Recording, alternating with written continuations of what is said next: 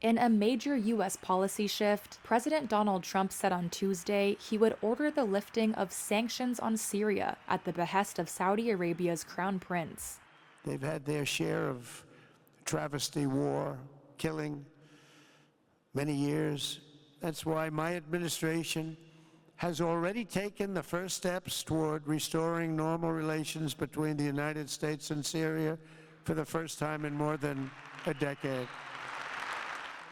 Trump made the surprise announcement at the start of a tour of Gulf Arab states that began in Saudi Arabia.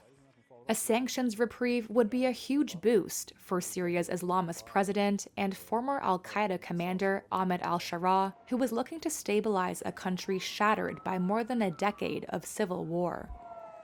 The White House and two Syrian presidential sources said Trump is set to say hello to Sharaa on Wednesday in Saudi Arabia.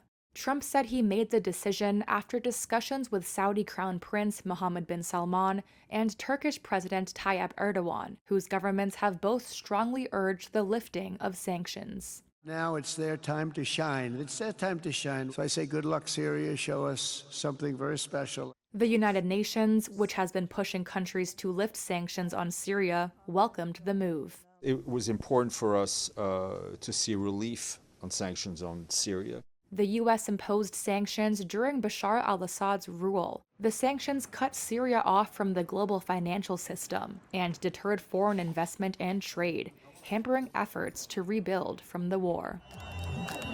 Damascus residents celebrated Trump's decision. It feels like a mountain has been lifted off our chest, said this local.